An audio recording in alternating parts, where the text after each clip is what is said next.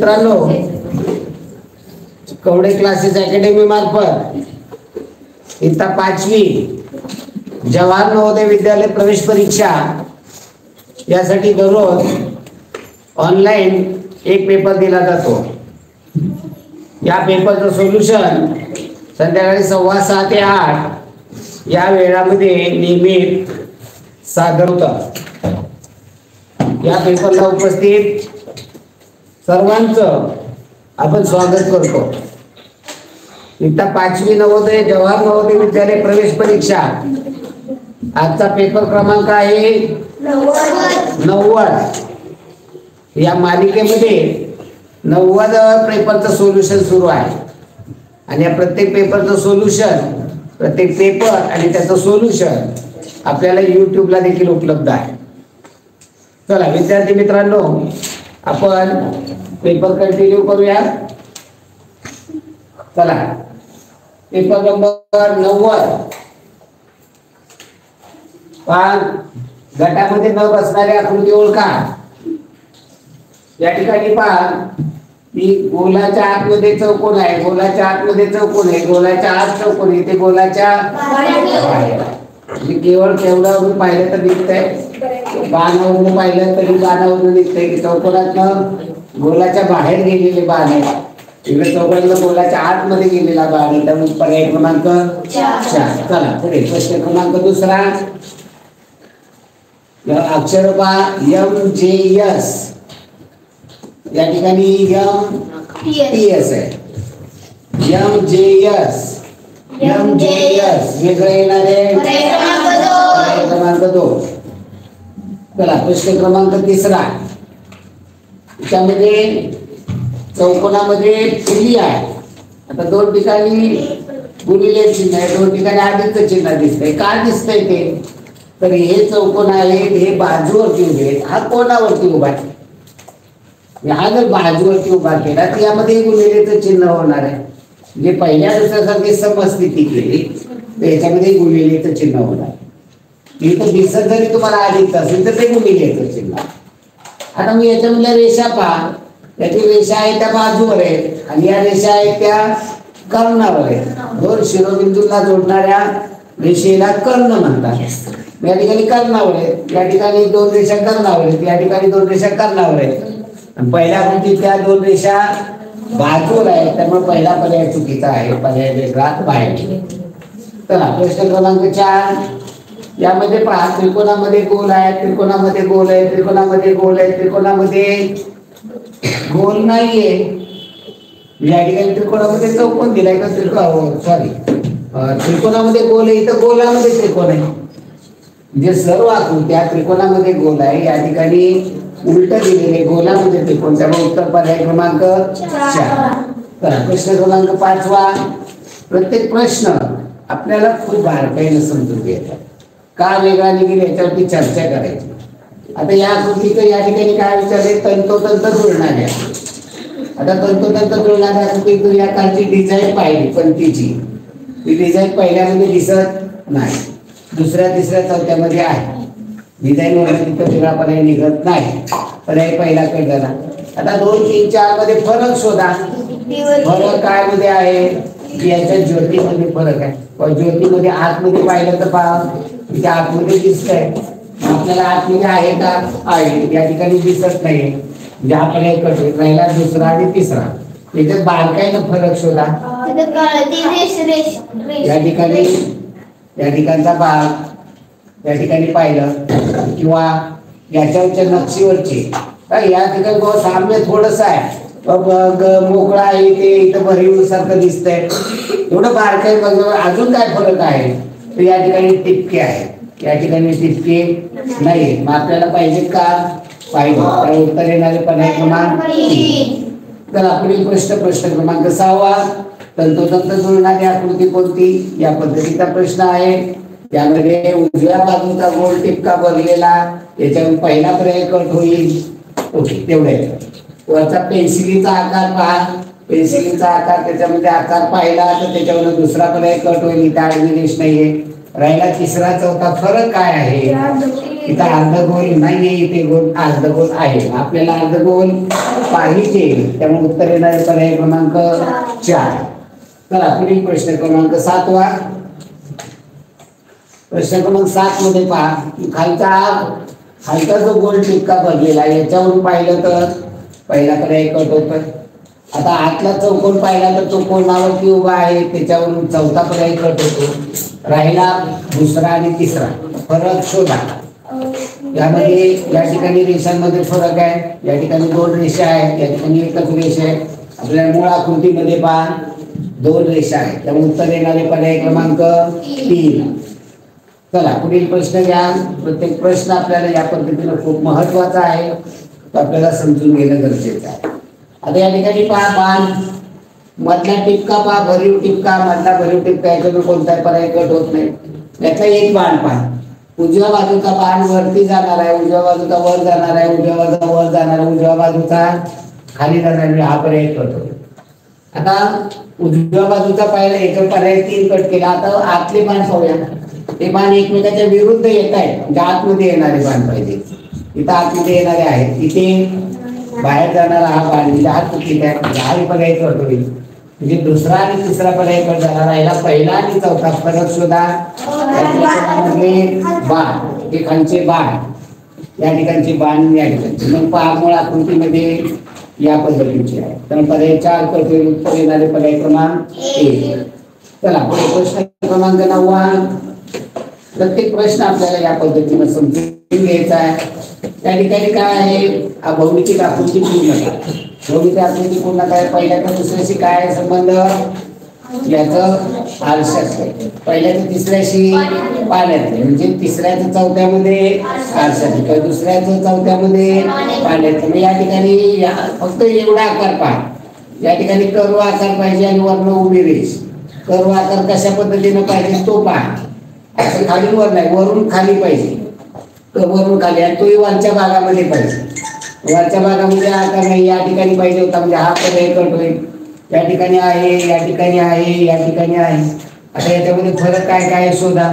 त्याच्यामधला फरक, या ठिकाणी वर या तिन्ही बाजूने रेषा येत आहेत, या ठिकाणी तिन्ही बाजूने तर रेषा येत नाहीत. ओके, इथे चौकोन आले, त्यामुळे हा पर्याय कट. तिसरा आणि चौथा फरक शोधा. बारकाईने इथं रेष आहे नाहीये, इथे रेष आहे, आपल्याला रेष नको आहे, त्यामुळे चौथा पर्याय कट होईल. उत्तर येणारे पर्याय क्रमांक 3. चला प्रश्न क्रमांक 10वा. 10 नंबरचा प्रश्न. आपल्याला प्रत्येक प्रश्न आपल्याला एकदम बारकाईने समजून घ्यायचा आहे, आणि त्यामुळे आपल्याला प्रत्येक गोष्ट बारकाईने समजायचं. पहा पहिल्याचं दुसऱ्याशी काय होईल, आरशातले. पहिल्या दुसऱ्याचं चौथ्याशी काय होईल, पाण्यातले.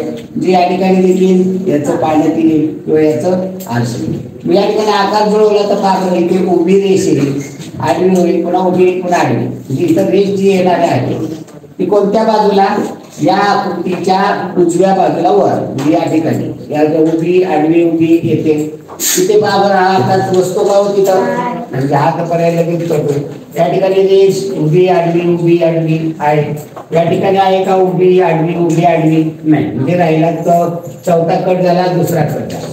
राहिला पहिला आणि तिसरा. फरक काय आहे पहिल्या तिसऱ्यामध्ये, या ठिकाणचा आकार, या ठिकाणचा आकार पहा, तो अगदी याला जोडलेला आहे. आकार आहे इथे जोडलेला आहे, इथे आकार तो जोडलेला नाही. मग आपल्याला मूळ आकृतीमध्ये पाहावं जोडलेला आहे का आकार हा. त्या ठिकाणचा हा आकार जसे ही आकृती जसे तशी उचलून इथे येणार म्हणलं तरी काय हरकत नाही. आकार जोडलेला आहे का, नाही, त्यामुळे पर्याय 3 कट होईल. उत्तर येणारे पर्याय क्रमांक 1. चला प्रश्न क्रमांक 11. प्रश्न क्रमांक 11 या ठिकाणी 1 नंबरच्या भागामध्ये आपल्याला काढायचे. मग 2 मध्ये काय होत आहे, आरशातले. 3 4 मध्ये आरशातले, 2 3 मध्ये पाण्यातले. तसं 3 1 मध्ये पाण्यातले. इथे येणार आहे तो भरलेला, या ठिकाणी बांगडी येणार. बांगडीचा आकार या पद्धतीने कुठे पाहिजे, उजव्या बाजूच्या खालच्या कोपऱ्यात. उजव्या बाजूच्या खालच्या कोपऱ्यात इथे आहे, तिथे आहे. उजव्या बाजूच्या कोपऱ्यात एकही म्हणजे हा पर्याय कट होईल. इथे ज्या मागणीसारखा आकार आहे का नाही, हा पर्याय कट. दुसरा चौथा कट झाला, राहिला पहिला आणि तिसरा. फरक काय पहिल्या त्या ठिकाणी हा आकार पहा, त्या ठिकाणी रेष पहा. आपल्याला कशी पाहिजे पहा बरं. पर्याय क्रमांक 3 सारखी रेष पाहिजे. तर उत्तर येईल पर्याय क्रमांक 3. चला प्रश्न क्रमांक 12. या पद्धतीनं प्रत्येक प्रश्न आपल्याला खूप महत्वाचा आहे. त्या ठिकाणी पहिल्याचं दुसऱ्यामध्ये आरशाचं, पहिल्याचं तिसऱ्यामध्ये पाण्यात नाही, याचं तिसऱ्याचं चौथ्यामध्ये आरशात केले किंवा दुसऱ्याचं चौथ्यामध्ये पाण्यात. या ठिकाणी पाहिजे 2 3 4 हे खालच्या बाजूला 4 आपल्याला त्रिकोण पाहिजे, तर 3 टिपके 4 आणि 3 टिपके आहे, 4 आणि 3 टिपके आहे, 4 आणि 3 टिपके आहे, 4 आणि 3 टिपके आहे. याच्यावर निघत नाही. या ठिकाणी बघितलं या कोपऱ्यामध्ये काय पाहिजे, चौकोन आहे, म्हणजे चौकोन पाहिजे. या चौकोनावरनं तिसरा पर्याय कट होईल. आता याच्यामध्ये पहिला दुसरा चौथ्यामध्ये काय फरक आहे, तर या कोपऱ्यामध्ये, या कोपऱ्यातले आकार पहा. या ठिकाणी पहा बरं आकार त्रिकोणी आकार आहे, म्हणजे या ठिकाणी तसा यासारखा आहे, यासारखा आहे. हा पर्याय आपण गोलावरनं कट केलेला आहे. इथं पुन्हा मग हे बघत बसायचं नाही. कट केलेला पर्याय पुन्हा लक्ष द्यायचं. पहिला दुसरा आणि चौथा आहे, त्यामधला त्रिकोण पाहिजे तो पर्याय क्रमांक 1 सारखा. त्यामुळे उत्तर येणारे पर्याय क्रमांक 1. चला प्रश्न क्रमांक 13.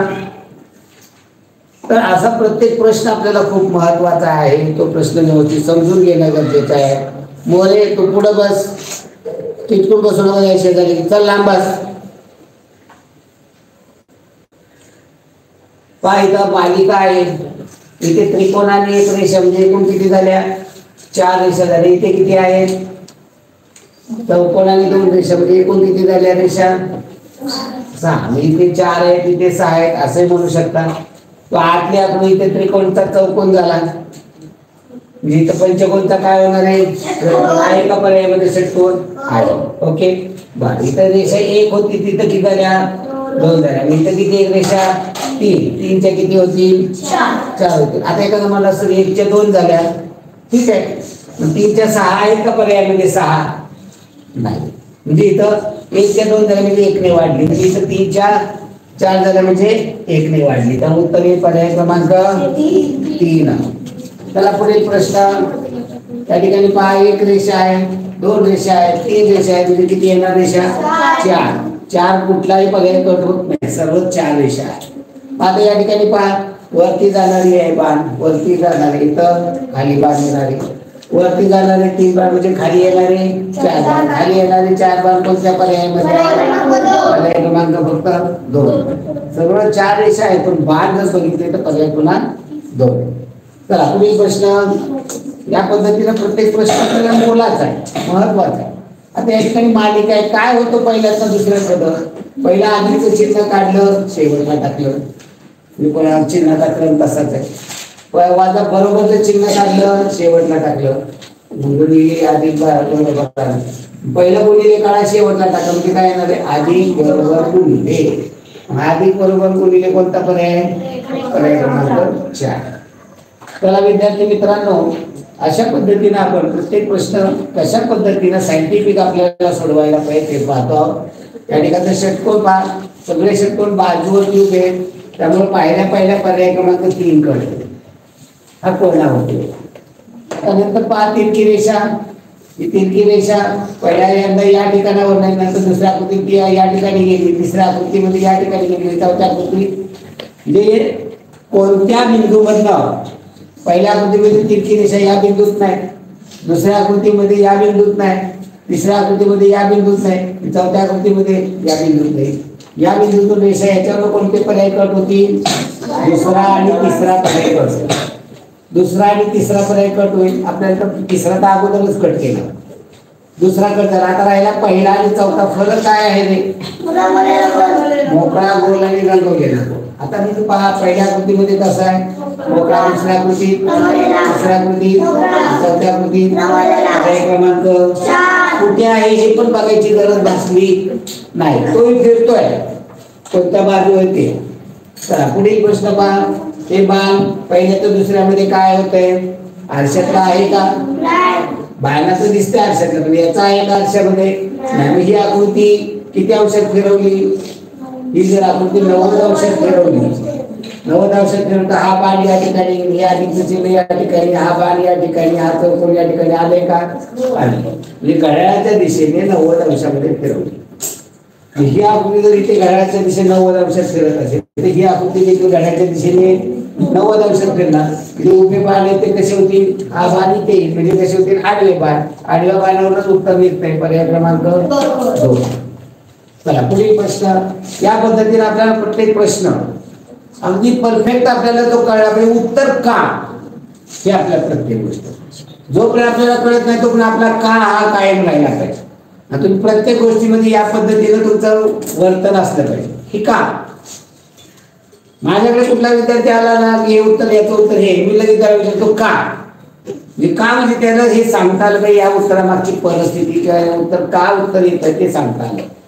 चला पहा, हे चारी बाण आतमध्ये येतात, चारी बाण बाहेर जातात. चारी बाहेर जातं म्हणजे चारी बाण आत येणार. त्याच्यावर कोणते पर्याय कट होईल? पर्याय 2 आणि 4 कट. आता 1 आणि 3 मध्ये फरक काय आहे? गोल आहे आतमध्ये, इथे चौकोन आहे. मी इथं काय झालं? गोल आत होता तो चौकोन आहे, गोल आहे तो चौकोन आहे. तर उत्तर आहे पर्याय क्रमांक 3.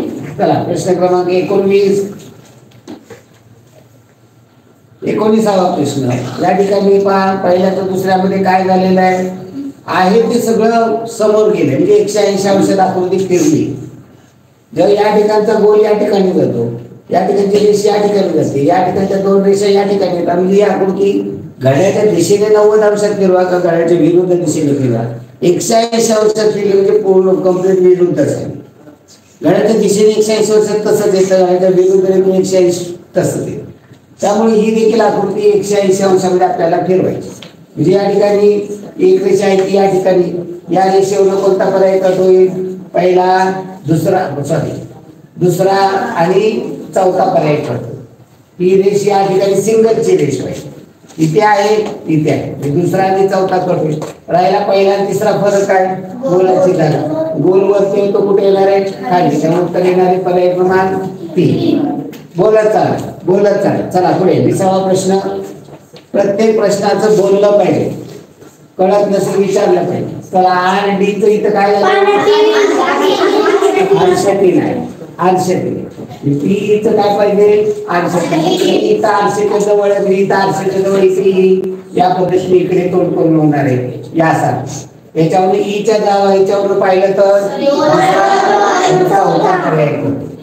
राहिला पहिला आणि तिसरा. फरक पहा, या ठिकाणी हा पी दिसतो, या ठिकाणी चुकीचा आहे. पाण्यातला नाही येणार, पाण्यातला पी नाही होणार, पाण्यातला बी होतो, पीचा बी होतो. म्हणजे बी आहे का? नाही, ते पाण्यातलं पण नाही. उत्तर येणार आहे पर्याय क्रमांक 3. चला पुढील प्रश्न क्रमांक 21. जे प्रत्येक गोष्ट हे समजून घ्या पार काढली की आकृती, भौमितिक आकृती पूर्ण करा. त्या ठिकाणी त्रिकोण पूर्ण होणार आहे. त्रिकोण सगळे जात आहे. आणि यातला भागा पहा, पहिला त्रिकोण या ठिकाणी बसणारा हा त्रिकोण आहे, तो त्रिकोणाचा आकार पहा. या ठिकाणी बसणारा आकारातून त्याची लांबी रुंदी त्याच्यावर हे पहा. या ठिकाणी बघा, जेवढा आतमध्ये बसला एवढी लांब आहे, जास्त लांब ज्याकडे करतो. आता या ठिकाणी पहा, आपण ज्या पद्धतीने त्रिकोण पाहिजे, या ठिकाणी त्रिकोण आहे पण इथे सरळ रेष आहे. इथे सरळ रेष आहे का? या ठिकाणी त्रिकोणात पुन्हा त्रिकोण उभी रेष.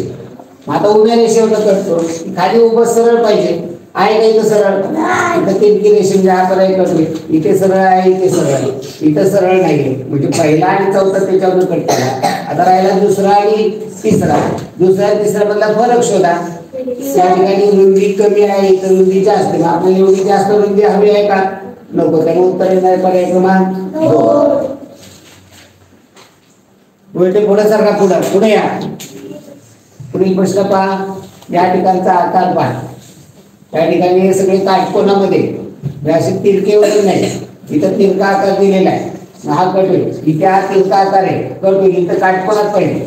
या ठिकाणचा आकार पण पहा, हा तिरका आहे. इथे पेक्षा तिरकी आहे, या ठिकाणी इकडे रेषा तिरकी, म्हणजे दुसरा तिसरा चौथा कट होईल. उत्तर येणारे पर्याय क्रमांक 1. इथं खालचं तिरका याच्याशी आपल्याला संबंध नाही. आपल्याला बसणारा भाग जो पाहिजे तो महत्वाचा. आता या ठिकाणी बारकाईने या ठिकाणी हा स्टार इथं खालची पाव आपण खालची रेष पाहिजे ती सरळ रेष येणार अशी बाहेर येईल का नाही. आता हे जर आपण आकृती इथं जोडली ही आकृती इथं जर बाहेर हे आकार इथं जोडला तर इथे तो बाहेर आलेला दिसेल चालेल का असा नाही. म्हणजे हा पहिला दुसरा कट होतो दुसरा पहिला कशा होता इकडे बाहेर निघालेले हे नको आपल्याला इथपर्यंतच पाहिजे होतं मग पहिला कट इथे बाहेर निघाले इथे म्हणून हे नको पाहिजे होतं म्हणून दुसरा कट. आता राहिला तिसरा चौथा फरक पहा इकडल्या बाजूची रेष इकडे सरळ मग आपल्याला इकडल्या बाजूला रेष पाहिजे का नको म्हणून चौथा पर्याय कट उत्तर येणारे पर्याय क्रमांक एक एक बारकाईने बघत गेलं की तुम्ही ढोबळ मानाने बघितलं तुम्हाला काही फरक जाणवणार ढोबळ मानाने तुम्ही जर पाहिले तर तुम्हाला काही फरक जाणवणार नाही. आता या ठिकाणी आकार पहा आकार इथं कसा आकार आहे हा कर्व आकार कर्व आकार या ठिकाणी कर्व आकार पाहिजे आपल्याला कर्व आकारावर बघितलं तर पहिला पर्याय क्रमांक 3. आता 1 2 4 फरक बारकाईनच पहा. आता या ठिकाणी पहा हे असं लंबुळक होत आले कमी कमी अंतर होत गेले मग तसं आहे का इथं चौथा पर्याय कट तिसरा याच्यावरनं कट केला चौथा याच्या आकारानं केला. आता राहिला पहिला दुसरा फरक आहे पहिला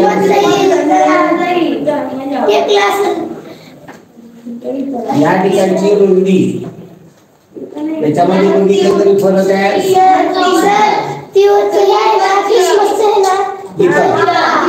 इथला अंतर पहा इथं अंतर कमी इथे अंतर जास्त आहे मग आपल्याला कमी पाहिजे का जादा पाहिजे जादा पाहिजे त्यामुळे पहिला कडून उत्तर येणारे पर्याय क्रमांक हे बारकाईने बघितलं तर लक्षात येत नाही तर सर्व साधारण मुलाला याचं काहीच कळत नाही तो फक्त एवढंच त्याला तिसरा पर्याय कट करतो पहिल्या दुसऱ्या चौथ्यात एवढं बारकाईने बघायचं लक्षच नसतं. ही पद्धती लक्षात लावली आली पाहिजे त्याचा आरशात नाही वरचा त्रिकोण वरतीच राहणार आहे आरशाच्या जवळ आहे तर आरशाच्या जवळ त्रिकोण काय उलटा होणार आहे का नाही सरळ आहे तसा त्रिकोण आरशाच्या जवळ इथं त्रिकोण पाहिजे आहे का इथं इथं आहे इथे नाही इथे नाही उत्तर येणारे पर्याय क्रमांक केवळ भरीव त्रिकोणावरनं चालतं. म्हणजे एवढं सोपं असतं आणि आपण काय करतो सगळंच बघत बसतो सगळं नाही सूक्ष्म बघण्याची सवय पाहिजे प्रत्येक गोष्टीमध्ये बारकाईने एक एक गोष्ट चापसली पाहिजे. त्याला नच या ठिकाणी हा न आहे तो या पद्धतीचा न या न वरनं कोणते पर्याय पडले दुसरा पर्याय पडले भ वरनं बघितलं तर भ डाव्या बाजूला गेलेला भ उजव्या बाजूला भ पाहिजे त्याच्यावरून तिसरा पर्याय पडतील जसा आहे तसा भ आहे. आता राहिला पहिला आणि चौथा बरं काय जो आहे तसंच राहील का पर्याय क्रमांक उत्तर येणार पर्याय क्रमांक 1.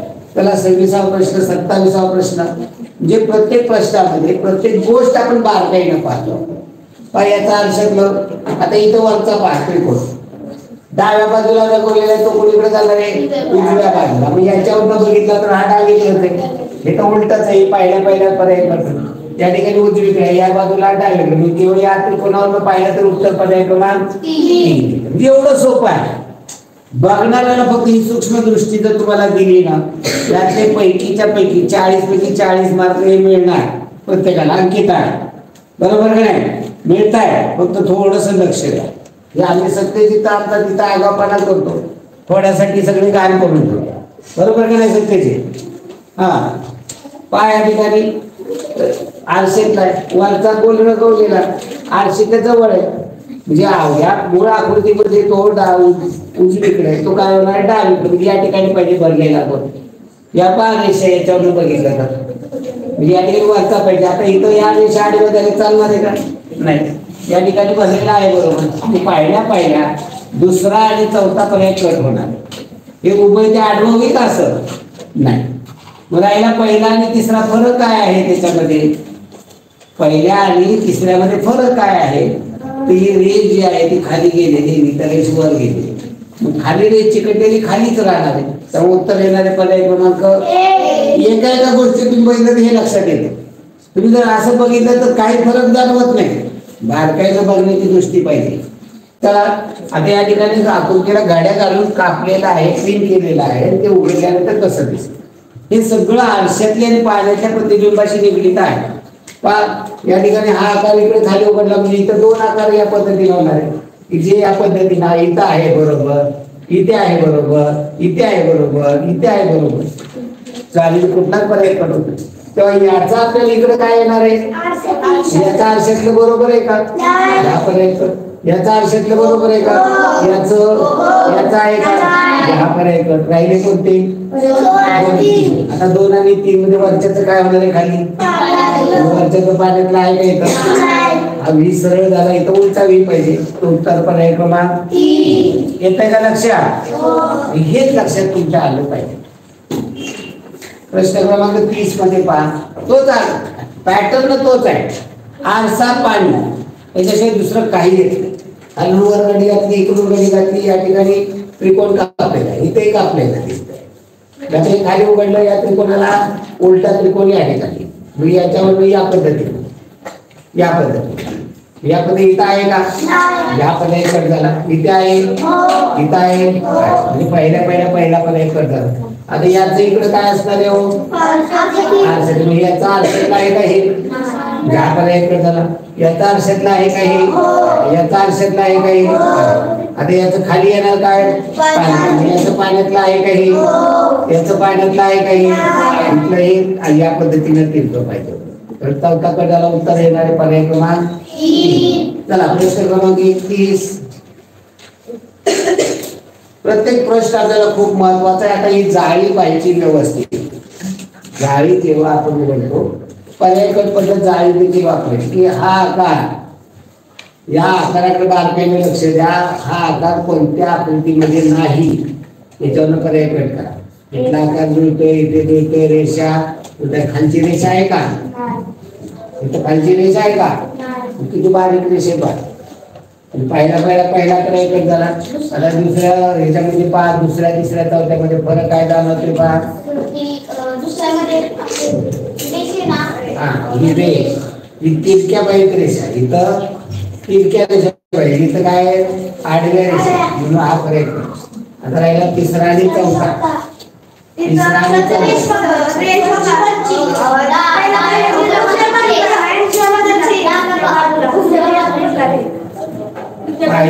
फरक काय जाणवतोय?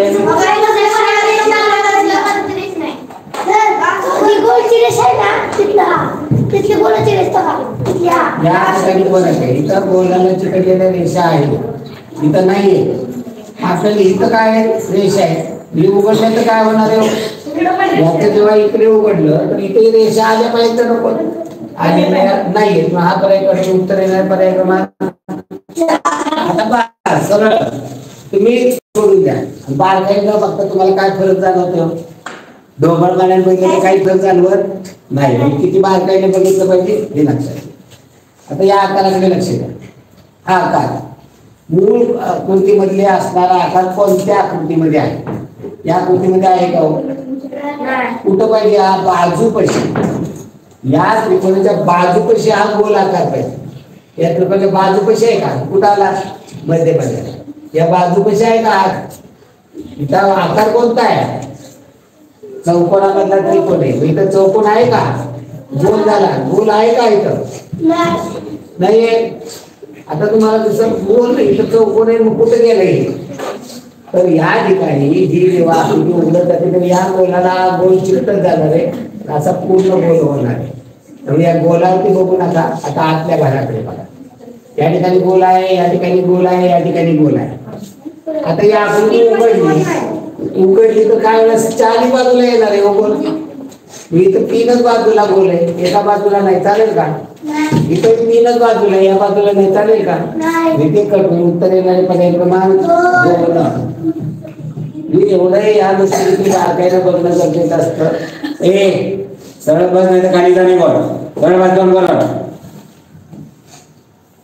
चला या ठिकाणी तुकडे जोडायचे, आकृती पूर्ण करायची. त्यातले तुकडे 4 तुकडे आहेत. 1 2 3 4 1 2 3 4 1 2 3 4 1 2 3 4 1 2 3 यामध्ये तुकडे 3च आहेत म्हणून हा पर्याय पडतो. आता आकार पहा. हे 2 आकार काय आहेत? हे सगळं वक्र असणारे आहेत. याच्यात सर्वांना सर्व बाजू पॅरलल आहे. इथं आहेत का? आहे. इथं पॅरलल असे आकार आहे का? याच्यात नाही. याच्यामध्ये आहेत का? नाही. उत्तर येणार आहे आपल्याला आपलं पाहावं देखील लागलं नाही. चला प्रश्न क्रमांक 34. मी एक एक आकार तुम्ही लक्ष दिले तर लक्षात येईल. पहिल्या हा चौकोन आहे, हा चौकोन आहे, हा चौकोन आहे, एकच त्रिकोण आहे. तुकडे किती आहेत? 4. या तुकडे किती? 1 2 3 4 5 चालेल का? या तुकडे 1 2 3 4 1 2 3 4 1 2 3 4 हे कुठे गेलं? आकृती पूर्ण होते. असे कधी होत नाही. त्यामुळे तोही पर्याय कट होईल. हे राहिला पहिले दुसरा आणि तिसरा. याच्यामध्ये त्रिकोणाची उंची पहा. त्रिकोणाची उंची इथे खूप उंच. या ठिकाणी या 15 पानं वाचली तेव्हा राहिली किती? 125 राहिली ती वाचायची. म्हणजे वाचली की वाचलेली आपण. म्हणजे x मध्ये 125 एवढं उत्तर यायला पाहिजे. आणि हे गणित सोडवायचंय. मग इथं गुणाकार अगोदर करावं लागेल. 3x/5 अधिक 15 बरोबर x वजा 125. इथे हे वजा अधिक 15 तिकडे पाठवले तर वजा घालवू शकतात. तसंही केलं तर काय हरकत नाही. किंवा येतं बेरीज करायची छेद सारखा केला इथं छेद सारखा केला तर काय होईल? छेद 5 होईल. याची 1 पट अंशाची 1 पट 3x, याची 5 पट अंशाची 5 पट 5 बरोबर x वजा 125. हे भागिले 5 आहे तिकडे पाठवले गुणिले होती म्हणजे 3x अधिक 75 बरोबर x वजा 125 याला गुणिले 5. संपूर्ण याला गुणिले आहे 3x अधिक 75 बरोबर हा गुणाकार केला 5x वजा 125 5 पट 625. मग आपल्याला हे 3x तिकडे पाठवायचे हे 625 इकडे घ्यायचे. मी 3x तिकडे पाठवले या 3x ला चिन्ह आहे अधिक आहे म्हणजे ते तिकडे गेले वजा होते आणि वजा 625 इकडे पाठवले अधिक होते. इथले 75 आहे आणि 625 इकडे आले अधिक 625 होते. हे 5x आहे हे 3x इकडे अधिक आहे तिकडे आले वजा होते. 5x मधलं 3x गेले 2x बरोबर 75 आणि 625 700 x बरोबर 700 भागिले 2 उत्तर येणार आहे 350. पुस्तकाला पानं किती होती? 350. ज्याला हे कळतं त्याला अजून हुशार विद्यार्थ्याला तो कसा समजून घेतो का? म्हणजे हुशार मुलाला कळायला खूप सोपं असतं. फक्त त्याने ते समजून घेण्याची पद्धत. तुम्ही जर नुसतं एवढं कळलं ना तुम्हाला जर हे मांडणी कळली नाही ना काहीच कळणार नाही. हे मांडणीचा वट्टकेपणा कळतच नाही. अपूर्णांकाचा अर्थ सांगता येत नाही तर काय त्याचा उपयोग आहे? म्हणजे या ठिकाणी 3/5 भाग वाचले तर 125 पानं राहिले की वाचायचे. माझ्या हे साध्या सोप्या पद्धतीमध्ये 5 पैकी 3 भाग वाचले राहिले किती रे? राहिले किती? 2/5. हुशार मुलगा काय करतो बघा. स्मार्ट मुलगा 3/5 भाग वाचले राहिले किती? 2/5 पान. आणि काय म्हणले? अधिक 15 पानं वाचली म्हणजे इथं काय केली? 15 पानं इकडं वाचलेले आहेत म्हणजे इकडं वाचून राहिलेल्या मधलं काय केली पाहिजे? कमी केली पाहिजे. हे कळलं पाहिजे. आणि मग राहिले किती? ते राहिलेल्या पानावर करतात. ते आता सोडवलं वाचलेल्या पानावर केलं राहिलेली पानं. ही 3/5 भाग वाचली म्हणजे राहिली किती? 2/5 भाग. आणि इकडे 15 वाचले 15 यातनं कमी केली म्हणजे राहिली किती? 125 पान. राहिलेल्या पानाचा संबंध याच्यावर समीकरण तयार केलेलं आहे. म्हणजे x चा 2/5 वजा 15 बरोबर 125. आता अजून सोप्या पद्धतीनं ते हुशार मुलगा तो करू ते कसं ते सांगतो नंतर. मित्र 2x/5 वजा 15 बरोबर 125. हे 5 सारखा करा. इथं छेद 5 होईल. छेदाची 1 पट अंशाची 1 पट वजा इथं छेदाची 5 पट अंशाची 5 पट 15/5 बरोबर 125. हे 5 भागिले तिकडे पाठवले गुणिले होती 2x वजा 75 बरोबर 125 गुणिले 5. 125 गुणिले 5 केले 625. 2x वजा 75 बरोबर 625. हे 75 वजा तिकडे पाठवता अधिक होती 2x बरोबर 625 अधिक 75 म्हणजे 2x बरोबर 700, x बरोबर 700 भागिले 2 तर येणार आहे 350. आता स्मार्ट मुलगा काय करेल पहा, की असलं काही करून बसत नाही, तेवढा स्मार्ट असायला. हा 125 अधिक 15 केला, 2 भाग वाचायचे राहिले की भागिले 2 केला, जी उत्तर आलं त्याला 5 म्हणलं उत्तर. किती सोपं त्याने सांगितलं पहा, त्याने किती सोपं सांगितलं पहा की 3/5 भाग आणि 15 पानं वाचल्यानंतर 125 राहिले. मी वाचलेली नाही का, वाचली नाही म्हणा, ही 15 इकडे द्या टाकून, ही किती झाली राहिली वाचायची, ही 15. 3/5 पानं 15 म्हणले ना, आणि 15 केलं 125 राहील. मी 15 वाचली नाहीत म्हणा, मी ती 15 काय केली पाहिजे इकडे बघा. 3/5 भाग अधिक 15 वाचली तेव्हा राहिले किती 125. मग ही वाचली नाही इकडं तर ती काय होती, इकडे 15 होती ती. 3/5 भाग म्हणजे किती झाली 3/15 वाचले ती, राहिली किती वाचायची 2/5 बरोबर 140. 2 भाग बरोबर 1 भाग बरोबर 140 भागिले 2 म्हणजे 1 भाग बरोबर किती झाले 70. 5 भाग बरोबर 70 गुणिले 2 भाग बरोबर 140.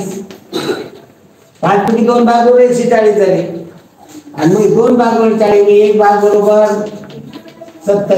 140 भागिले 2 त्याला एक कळतं, त्याला नाही एक सांगायला लागेल भागिले 2 करणं. आपल्याला किती भाग आहे पुस्तकाचे 5 भाग बरोबर 70 गुणिले 5. किती सोपं आहे पहा.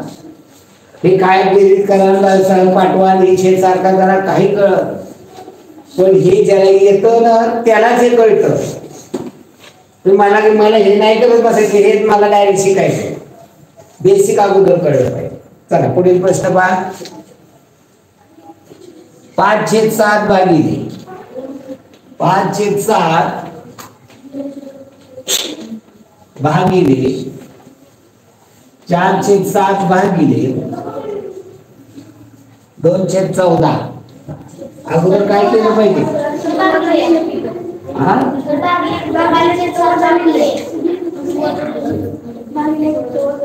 भागिले काही, हा मी लिहिले. ओके, पहिल्यांदा काय केलं पाहिजे, आजला सोडवलं पदावलीचा नियम काय, कंस अगोदर सोडवायचं. मी तर बाहेरचं आहे तसं तेव्हा भागिले आतलं काय, भागिले म्हणजे उलटून गुणिले 14/2. हे 7 × 7 7 गुणिले 14, 2 × 2 2 गुणिले 4. अंशांशाचा गुणाकार केला तर 4 छेदाछेदात आहे. भागिले म्हणजे उलटून गुणिले म्हणजे काय होईल 5/7 गुणिले 1/4. संक्षिप्त रूप जात आहे का नाही, अंशांशाचा करा 5 छेदाछेदाचा.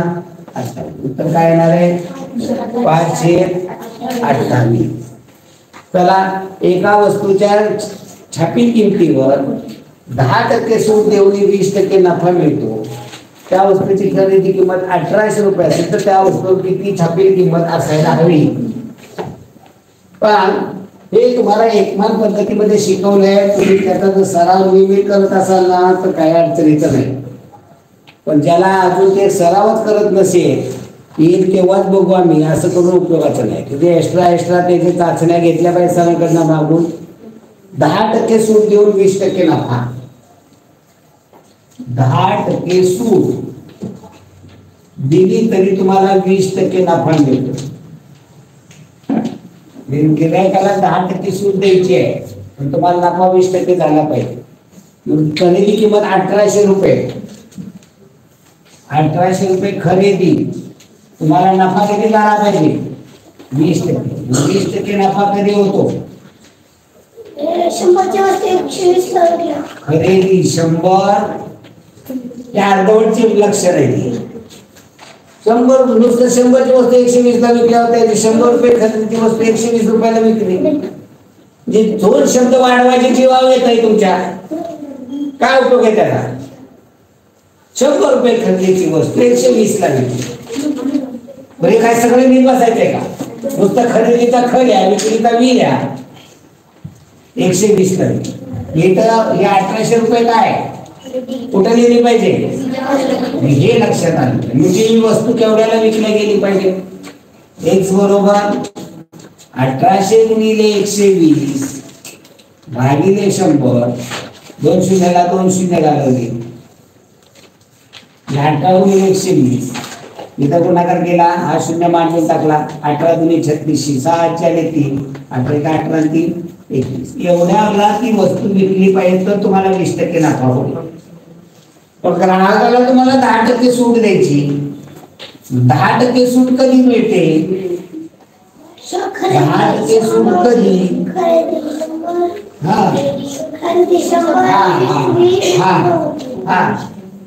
खरेदी 100 विक्री 90. आता इथं खरेदीची आहे का? इथं कोणती विक्री? छापील किंमत 100 रुपये असेल आणि वस्तूची विकलेली 90 रुपयाला असेल तर या ठिकाणी 10% गिरायकाला सूट मिळतात. बरोबर काय शीर्षक? हे कळतंय का आपल्याला? काय आम्हाला एक थोपाड्यातनं निघतोय का वाक्य शब्द सांगायचं विचारायला? काहीतरी बडबड तर करतंय, पण आम्हाला हे बोलायला देखील येत नाही. कशी आमची प्रगती होणार आहे? हा, म्हातारीनं घरनं हाताला म्हणून इथं येऊन बसायचं, पापा इथनं सरांनी हाताला म्हणून घरी जायचं, बस एवढं. दिवसभर नुसतं करायचं, पण त्याच्यामध्ये काय त्याचा आज्ञा नाही, बुडका नाही. याचा उपयोग सरांशी वादविवाद केला पाहिजे, असं नाही असं, हे असं नाही असं, हे असं केलं तर काय होईल, तिथं चर्चा झाली पाहिजे, हे असलं काहीच होत नाही, त्याचा उपयोग नाही. शीर्षक असे म्हणजे जे त्याच्यामध्ये झोकून देऊन काम करतात ते दिसतात तुम्हाला, चमकतात. त्याच्या मागे त्याचे कष्ट आहेत त्या मुलाचे, ते झालं तर उपयोग. छापील किंमत 100 असेल आणि ती वस्तू 90 ला विकली तर तुम्हाला 10% सूट देईल ग्राहकाला. मी ते 2160 कुठे गेले पाहिजे? विक्रीच्या. आणि मग खरेदी त्याची छापील किंमत किती? खरेदी नाही, ती छापील किंमत किती छापली पाहिजे? x बरोबर काय मांडली? 100 गुणिले 2160 भागिले 90. इकडे शून्याला शून्य घालवा, 9 ने भाग घालवा, 9 गुणे 18 बाकी 3 आली, 3 6 36, 9 4 36, 24 गुणिले 100 2400 रुपये. ही छापायची किंमत त्याच्यावरती छापील किंमत. ग्राहक खुश होतो. छापलेली किंमत 2024. ग्राहकाला म्हणजे 10% सूट तुम्हाला. ग्राहक 10% दुकानदाराने सूट दिली, तो काय तुमच्या खिशातल्या देतो का? काहीच नाही, तो त्या अगोदर किंमत वाढवून लावतो. आमच्याकडे मुरकण पडते सेलवरती. एका साडी एक साडी तुम्ही म्हटलं की मग मी जाऊन 2 साड्या घेतली, 2 वर 4 साड्या मिळतात, मग मी खुश. 4 साड्या मिळाल्या 2 साड्याच्या किमती. मग किंमतच लावताना एका साडीची किंमत दुप्पट लावली जाते. त्यामुळे काय झालं, दुकानदाराची एक साडी खपायची तर 4 साड्या खपतात, खप वाढतो. चला पुढील प्रश्न पहा. दर साल दर शेकडा 8 दराने 5000 रुपयाचे 1600 रुपये सरळ व्याज देण्यास जितकी वर्षे लागतील तितक्या वर्षात 3000 रुपयाचे 10 दराने किती एकूण व्याज किती? 2 गणित आहे. 8 दराने 5000 रुपयाचे 1600 व्याज. इथं व्याज आपल्याला काय काढायचं? इथं दर काढाय, वर्ष. कालावधी, कालावधी बरोबर काय सूत्र आहे? व्याज गुणिले 100 भागिले मुद्दल गुणिले दर. कालावधी व्याज दिलेला आहे 1600 रुपये व्याज, मुद्दल आहे 5000 रुपयाचं, दर किती आहे? 8%. मग कालावधी किती आहे? इथं 3 शून्य, इकडली 2 शून्य घालवली, इकडला 1 शून्य घालवला. 8 एके 8, 8 दुने 16, 5 एके 5, 5 दुने 10, 2 गुणिले 2. कालावधी काय ना? 4 दगड 4 वर्ष. ओके. आता काय म्हणलेलं आहे? तितक्याच वर्षात म्हणजे 4 वर्षात 3000 रुपयाचं 10% दराने किती व्याज?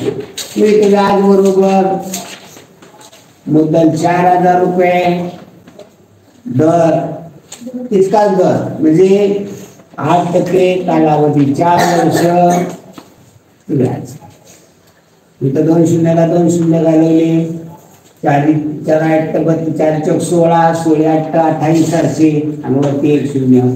1280 रुपये व्याज होणार आहे. एक पर्यायामध्ये नाही,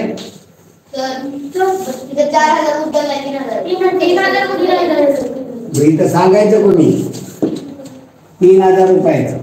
इथं काय 2 शून्य घालवले, 4 ते 12, 12 96, 960 रुपये व्याज होईल.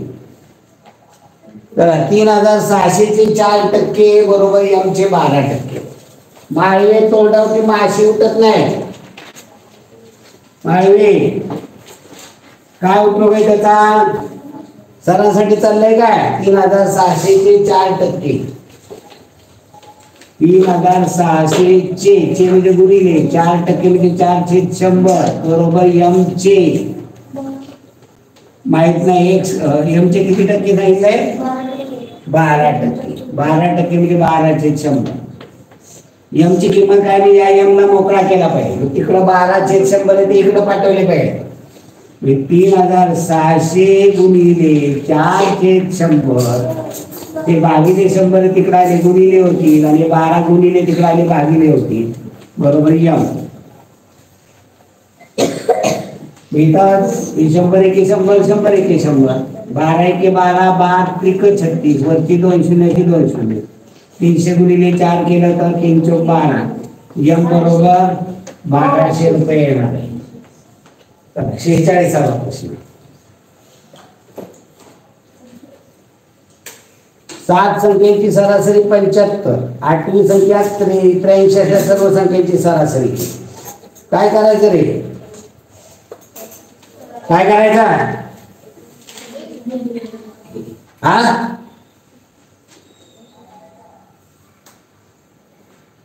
7 संख्येची सरासरी 75 आहे. त्या 7 संख्येची बेरीज, 7 संख्येची बेरीज काढली पाहिजे.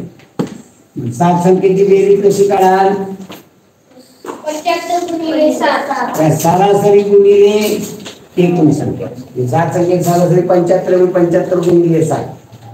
7 5 35 पाच 3 7 49 आणि 3 52 काय आली? 7 संख्येची बेरीज. आता एक 8वी संख्या आली त्याच्यामध्ये 83. 525 मध्ये 8वी संख्या 83 मिळवली, म्हणजे किती संख्येची बेरीज झाली? 8 संख्ये. 8 संख्येची सरासरी काढायची म्हणजे 8 संख्येची बेरीज भागिले 8 संख्या.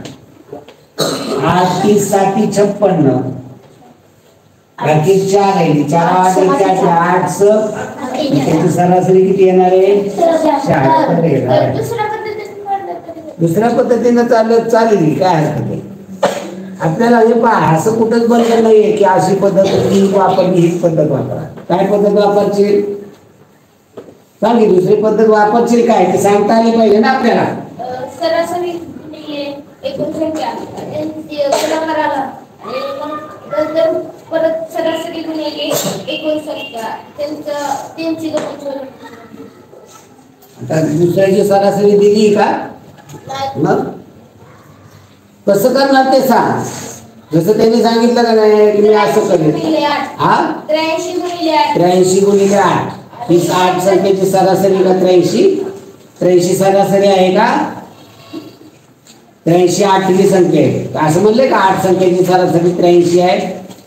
प्रश्न काय विचारला हे समजून घेणं गरजेचं आहे. प्रश्न समजून घेतला तर ते सांगता येते. √x बरोबर √36 गुणिले 8, √36 गुणिले 8 भागिले 3 बरोबर. तर x बरोबर. आता इथं वर्गमूळ काढता, आता याचं वर्गमूळ काढता येईल का तुम्हाला? नाही. √x बरोबर याचं वर्गमूळ काढता येईल. 36चं वर्गमूळ किती? 6 गुणिले 8 भागिले 3. इथं संक्षिप्त रूपात 3 येते, 3 गुणिले 6. √x बरोबर किती येणार? 8 गुणिले 16. आपल्याला कशाची किंमत विचारली आहे? x ची किंमत विचारली. मग इथं x ची किंमत काय म्हणलं? काय करावं लागेल? याचं वर्गमूळ काढावं लागेल. याचं वर्गमूळ तुम्ही काढलं की याचं वर्गमूळ. याचं वर्गमूळ किती? याचं वर्गमूळ 4 काढता येते, याचं वर्गमूळ x आणि याचं वर्गमूळ 4. बरोबर ना? असं ना, याला म्हणायचं अति हुशार. आपल्याला याचं वर्गमूळ काढता येणार नाहीये, सगळे वर्गमूळ आपल्याला वर्गमूळाचं चिन्ह घालवावं लागेल. वर्गमूळाचं चिन्ह कसं कधी घालवलं जातं? दोन्ही बाजूचा बरोबरचं चिन्ह येतात तर दोन्ही बाजूचा वर्ग करायचा. दोन्ही बाजूचा याचा अर्थ काय होतो? √x गुणिले √x. √x आणि √x चा गुणाकार केला ते वर्गमूळाचं चिन्ह निघून जातं आणि उत्तर येते x. मी तर 16चा वर्ग किती येणार आहे? 256. इथं 16चा वर्गमूळ निघते म्हणून याचं √x चं वर्गमूळ, √x ची किंमत टाकल्याशिवाय त्याचं वर्गमूळ येणार नाही. या ठिकाणी हे दोन्ही बाजूचा वर्ग हे तुमच्या लक्षात आलं पाहिजे. चला प्रश्न क्रमांक 48. एका घनाचे घनफळ 216 घन सेंटीमीटर आहे. प्रश्न क्रमांक 48 तर त्याचे पृष्ठफळ किती? घनाचे घनफळ आहे 216 घन. आता घनफळाचं काय सूत्र आहे? बाजूचा घन बरोबर 216. त्याची बाजू काढायला म्हणजे याचं क्यूब रूट काढावं लागतं. घनमूळ 216चा पण घनमूळ काढावं. याचं घनमूळ काढलं तर बाजू येईल. याचं घनमूळ काय आहे? 216 कशाचा घन आहे? तर 6चा घन. म्हणजे या घनाची बाजू येणारे 6 सेंटीमीटर आणि आपल्याला या घनाचं पृष्ठफळ विचारलेलं आहे. एक घन आहे, त्याची लांबी 6 आहे, रुंदी 6 आहे, उंची 6 आहे. याच्या सगळ्या पृष्ठाचं क्षेत्रफळ एका पृष्ठाचं क्षेत्रफळ काढायचं म्हणलं तर लांबी 6 रुंदी 6 मग या ठिकाणचं पृष्ठफळ किती? 6 गुणिले 6 एका पृष्ठात येणार आहे 36. अशी घनाला पृष्ठ किती असतात? 6. म्हणून एका पृष्ठाचं 36 गुणिले 6 पृष्ठ असतात. 36 6 36 आहे 18 216 चौरस सेंटीमीटर.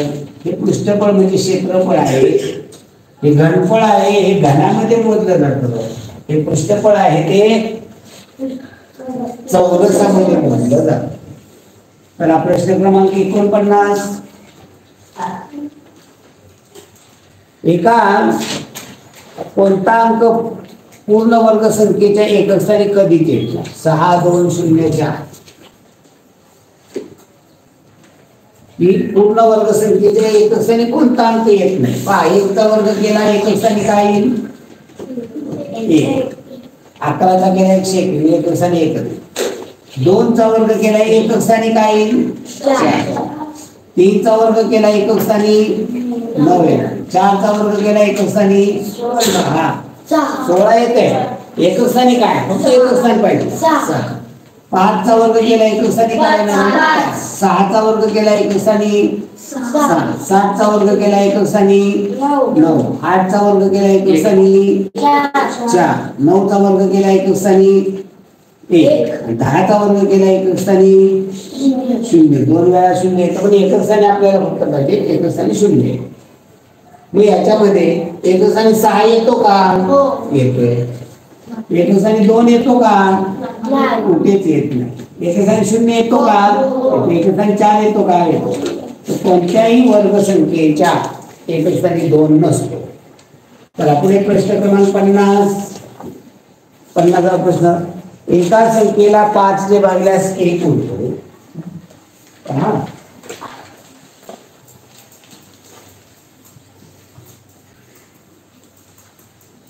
एक संख्या आहे, तिला जर 5 ने भागलं तर बाकी 1 होते. या संख्येला 6 ने भागलं तर 2 होतात. या संख्येला 6 ने भागलं तर बाकी बटायचे. 6 ने भागलं तर बाकी 2 होते आणि 10 ने भागलं तर बाकी 6 होते. या संख्येला 10 ने भागलं तर बाकी 6 होते. तर अशी संख्या. जर तुम्ही इथे बघितला यातला फरक 5 ने भागलं तर 1 उरते, 6 ने भागलं तर 2 उरते आणि 10 ने भागलं तर 4 उरते. यातला फरक बघितला तर सगळीकडे 4 4 4.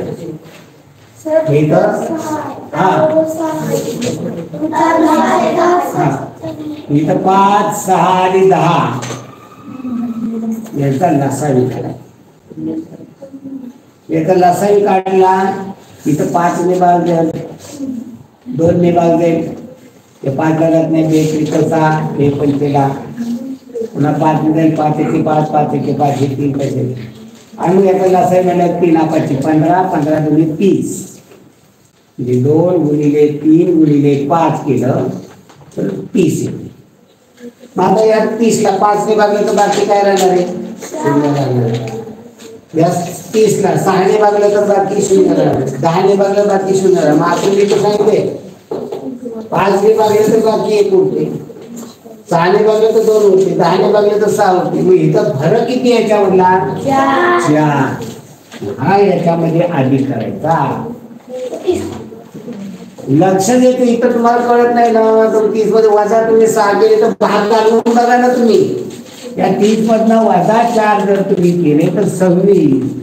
5 ने भागल्यावर ते 1 बाकी उरते. करून बघायचं इथं हे करायला लागतं का हे करायला लागतं. हे सगळं शिक्षकांनी शिकवायचं नसतं, हे आपण शोधायचं असतं. मग अधिक 4 केले 34, 34 ला 5 ने भागलं तर बाकी 1 उरते. इथं येते का 1? म्हणजे हे चालेल का? इथं हे लक्षात घ्यायचं. या 30 मधनं 4 आपण मागे कधी पाहिजे होतं त्यात अधिक करावं लागत होतं. मग इथं 30 मधनं 4 वजा केले 26, 26 ला 5 ने भागलं, 5 5 25 बाकी 1 होते. 26 ला 6 ने भागलं, 6 24 बाकी 2 होते. 26 ला 10 ने भागलं, 20 बाकी 6 होते. उत्तर काय येणार आहे? 26. आता 26 जर नसेल तर लसावी किती आला? 30. 30 च्या पटीत 30 गुणिले 60, 30 ते 90, 30 ते 120, 30 आता 150, 30 180 आणि या सगळीतनं तुम्हाला 4 काय करायचे? वजा करायचे. या ठिकाणी 4 वजा केली की जे उत्तर येतात ते तुम्हाला त्याच्यामध्ये 60 मधनं 4 गेले 56, 90 मधनं 4 गेले 86, 20 4 गेले 116, 144, 176. या सगळ्या संख्यांना 5 ने भागले तर 1 बाकी उरणार आहे, 6 ने भागले तर 2 बाकी उरणार आहे, 10 ने भागले तर 6 बाकी उरणार आहे. या 30 च्या पटीमध्ये असणार आहे. पर्यायामध्ये 24 26 असेल असं नाही, याच्यापेक्षा मोठ्या देखील संख्या असू शकतात. पुढे पहा 3 भागिले काय देतात रे? हा 150 वर 4 आहे ना, तिथे 146 आहे. 144 हा. तर 51वा प्रश्न वाचा. 3 अधिक 2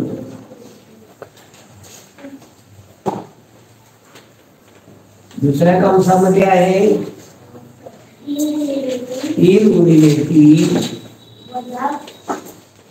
वजा 2 हा गुणिले 3 अधिक 2 गुणिले 2. आता कंस सोडवायचा. हा कंस किती सोडवा? 3 अधिक 2 5. आता हा कंस सोडवायचा अगोदर काय केलं पाहिजे?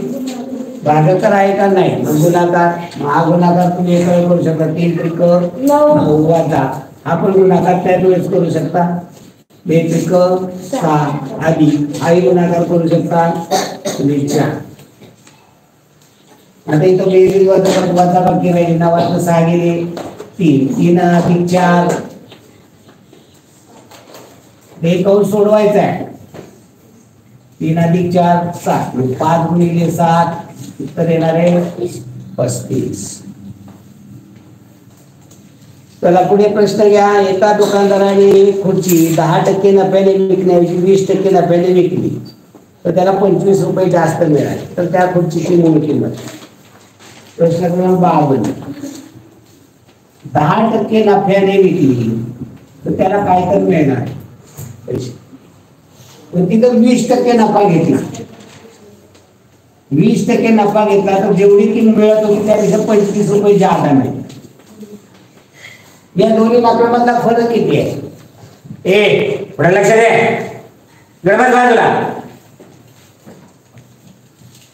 इथं 10% नफा होता, इथं 20% नफा झाला, म्हणजे किती टक्के नफा वाढला? 10% नफा वाढला तेव्हा किती पैसे जादा मिळाले? म्हणजे 10% नफा जादा मिळाला तेव्हा 25 रुपये जादा मिळाले. 100% नफा मिळाला असता म्हणजे काय झालं असतं? 125. याची किती पट झाली? 10. मग याची किती पट करायची? 10. मग किती होईल? 250. 250 रुपये जास्त. 100% नफा कधी मिळतो? खरेदी 100, विक्री 25. 125. म्हणजे इथं 100% नफा झाला का?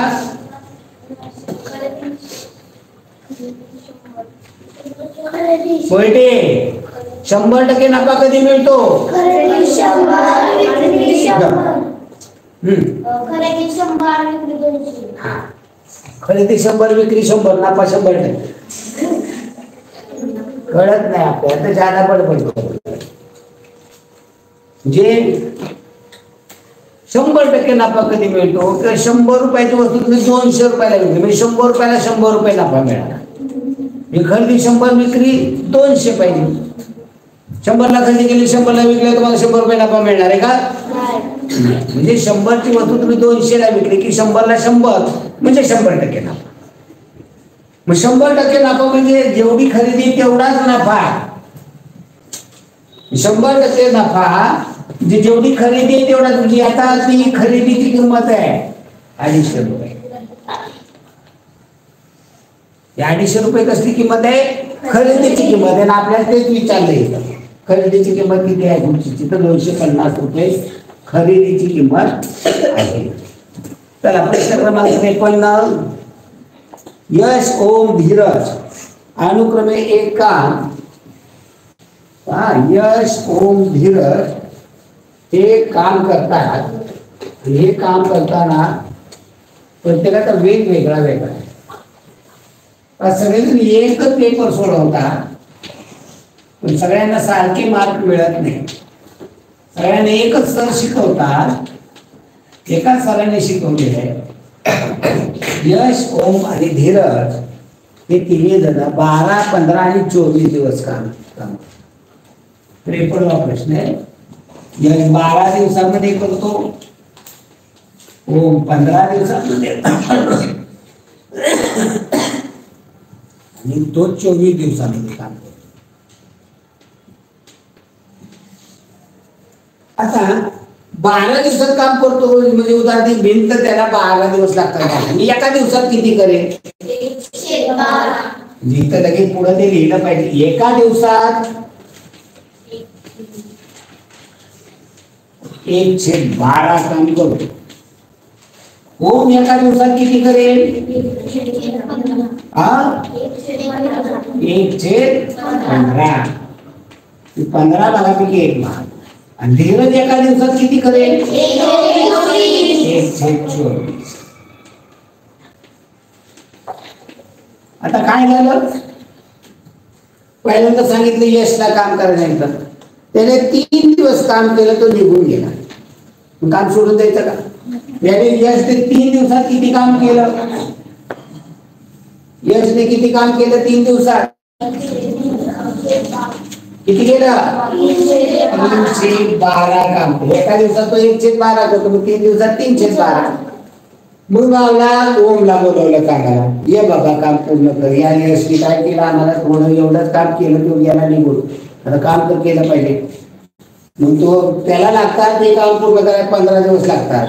तो आला कामावरती, त्याने 5 दिवस काम केलं. तो 1/5 काम करतो, 1/15 करतो, त्याने 5 दिवस काम केलं. 5 दिवसात त्याने किती काम केलं? 5/15.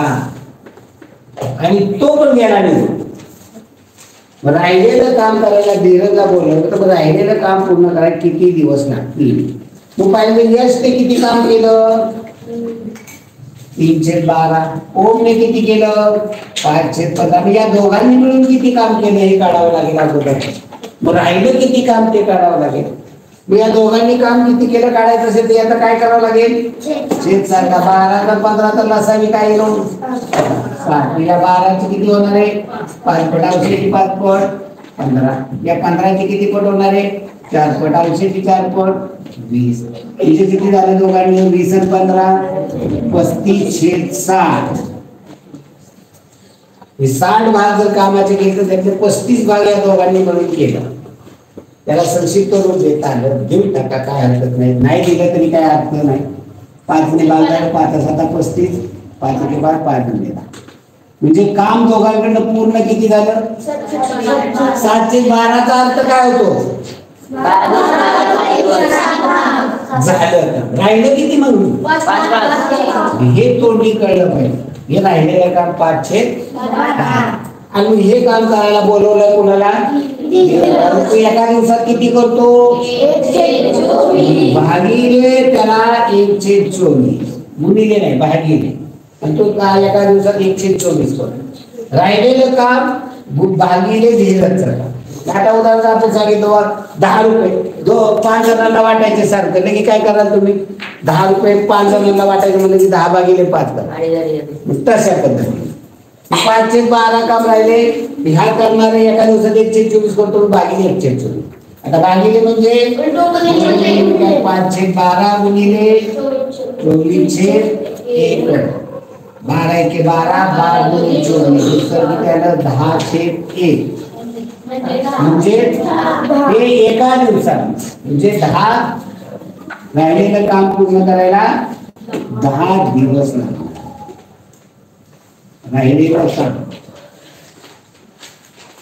राहिलेलं काम करण्यामध्ये त्या धीरजला 10 दिवस लागणार आहे राहिलेलं काम. प्रश्न क्रमांक 54.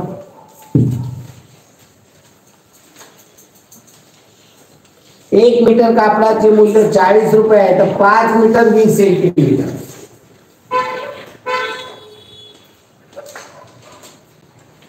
5 मीटर आणि 20 सेंटीमीटर कापड घेतले. आपल्याला पॅन्टीला आपल्याला पोराच्या पॅन्टीशिवाय 5 मीटर 20 सेंटीमीटर टेलरला विचारलं मी एका मीटरला 40 रुपये तर मग 5 मीटर 20 सेंटीमीटरला किती? मग हे मीटर सेंटीमीटर मध्ये मांडलं. मिली सेंटी मिली मांडायची गरज नाही. सेंटी डेसी आणि मीटर 20 सेंटीमीटर मांडताना असं मांडा आणि 5 मीटर मीटर मध्ये मांडा. मी दशांश मीटर मध्ये सांगायचं म्हटलं तर दशांश चिन्हामध्ये 5.2 मीटर आहे कापड. मग एका मीटरला मी वरचा शून्य जरी नाही मांडला तरी काय हरकत नाही. मांडला तरी काय फरक पडत नाही. एका मीटरचा जर 40 याला गुणिले 40 हा शून्य मांडून टाकला 2 शून्य 4 गुणिले 8 4 पंचे 20 दशांश चिन्ह 2 संख्येच्या अगोदर उत्तर येणार आहे 208 रुपये. त्या कापडाचे तुमचे कापडाचं बिल होईल ते तुम्हाला द्यावं लागेल. पुढचा प्रश्न आहे 55. 2.193 2.193 गुणिले 3.56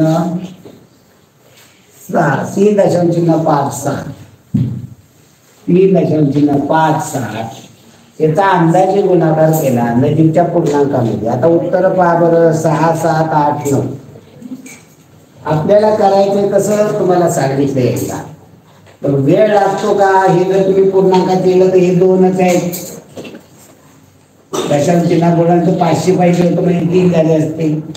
हे 3च्या नंतर 2 अंकी 57 आहे म्हणजे इथं 3 तर 4 होईल. 4 दुने 8 उत्तर येईल. मार्क गेला तर कोणाचा जाणार आहे? तर 7 पण आहे पर्याय तर 9 पण आहे पर्याय. म्हणजे हे पूर्ण करणं गणित आणि मग उत्तर मांडणं गरजेचं होतं. 2.193 गुणिले 3.56 हा गुणाकार काय आपल्याला अडचणीचा नाही आहे. 357चा नाही करायचा. 7 त्रिक 21 1 8 2 7 9 63 2 65 7 1 7 6 13 3 अचले 7 गुणे 14 50. पहिल्या अडचणीवर काट मारा. दशकाने गुणायचे 1 0 द्या. 5 3 15 5 अचले 1 5 9 45 आणि 140 7 4 4 5 के 5 4 9 5 दुनी 10. तर 3 ने गुणायचं पहिला अचानक फोडा 3 त्रिक दशकाने शतकाने गुणायचं 2 शून्य 3 त्रिक 9 3 9 27 7 3 1 3 आणि 2 5 3 दुनी 6 एक 5 10 शून्य अचल 1 9 10 16 19 9 अचल 1 9 10 17 22 2 अचल 2 5 2 7 8 6 1 7 दशांश इथे 3 आणि इथे 2 5 संख्येच्या अगोदर 1 2 3 4 5 संख्येच्या अगोदर उत्तर काय आहे 7.8. एककात पूर्ण करायचं म्हटल्यानंतर तुला एक अंकी संख्या 5 2 अंकी 50 3 अंकी 500 4 अंकी 5000 आणि 5 अंकी 50,000. 50,000 पेक्षा मोठी आहे म्हटल्यानंतर काय होईल 708. इथं हे केलं महत्वाचं. चला प्रश्न क्रमांक 56. इथं तडजोड करू नका. आपल्याला कुठं काय लढाईवर जायचं नाही. 5 पैसे 10 पैसे 20 पैसे समान नाणी घेतल्या 14 रुपयात किती नाणी. एकूण रक्कम इथं सूत्र आहे नाणी बरोबर म्हणजे प्रत्येकाची नाणी बरोबर रक्कम भागिले नाण्यांची दर्शनी किंमत. नाण्यांची दर्शनी किंमत बेरीज दर्शनी किमतीची बेरीज.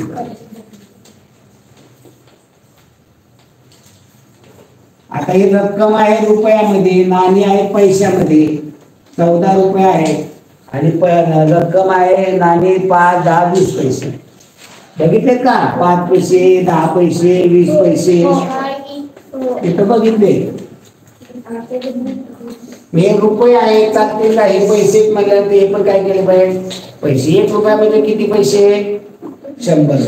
14 रुपये म्हणजे 1400 पैसे भागिले 20 30 5 35 35 के 35 35 चौक 140 वरच्या 0 0 म्हणजे 40 नाणी. 5 पैशाची 40 नाणी 10 पैशाची 40 नाणी 20 पैशाची 40 नाणी म्हणजे एकूण किती नाणी होती 120 नाणी. मग आपल्याला इथं 5 पैशाची 20 40 नाणी म्हणजे किती रुपये हे पण विचारलं जाऊ शकतो. 200 पैशाचे 2 रुपये होते. 10 पैसे 40 नाणी म्हणजे 400 पैसे म्हणजे 4 रुपये होते. 20 पैशाची 40 नाणी म्हणजे 800 पैसे म्हणजे 8 रुपये होते. मग आपण तर 12 आणि 2 14 कोणताही याच्यामध्ये विचारू शकतात. तर एकूण नाणी कोणत्या लहानात लहान संख्येला 12 15 20 आणि 27 ने पूर्ण भाग जातो. 12 15 20 आणि 27 ने भाग जाणारी संख्या काढायची म्हणजे 12 15 20 27 चा आपल्याला लसावी काढावा लागेल. 12 15 17 12 15 20 आणि 27 20 आणि 17 12 च्या आधी संख्येला कशाने भाग जातो 3 ने जातो. 3 चौक 12 3 5 15 जात नाही सगळ्यांना. 40 संख्येला जात नाही. मग लहान संख्येने कशाने जातो 2 ने भाग बेसन 12 या 15 ला जात नाही. बेन 20 या 27 ला जात नाही. जिथं 3 संख्येने जातो तर त्या 2 संख्येने जातो. मग कोणता घालवला पाहिजे हे पण हे चुकत नाही. तो 2 ने घालवला म्हणजे चुकेल नाही. अगोदर 3 संख्येला जातो कशाने 3 ने जातो. मग 3 ने घालवा 3 चौक 12 3 5 15 3 9 27 हे मांडा. आता 3 संख्येला जातो का कशाने नाही. मग 2 संख्येला जाणार 2 ने 4 बेन 20 5 कसे 9 कसे 5 होते. पुन्हा 2 ने जातोय 2 ने याला जातोय 10 ला जातोय 2 ने 1 सगळे 2 पंचे 10 5 कसे 9 कसे पुन्हा 5 ने 5 1 5 1 5 9 कसे. आता या 9 चे फक्त फॅक्टर पडणार 3 गुणिले 3 इथं 3 1 3 1 केलं तर इथं होणार आहे. एवढं करत बसले की इथं सोडून दिला कारण याचे फॅक्टर पडताय. मग इथं 9 5 45 45 90 90 180 180 3 540 ही लहानात लहान संख्या आहे. तर आपण एक प्रश्न क्रमांक 58, 72 किलोमीटर वेगाने, प्रश्न क्रमांक 58, 72 किलोमीटर वेगाने जाणारी रेल्वे 18 किलोमीटर ताशी चालणाऱ्या वेगाने चालणाऱ्या माणसाला 30 सेकंदामध्ये ओलांडते. रेल्वे जाते 18 किलोमीटर हा माणसाचा वेग आहे.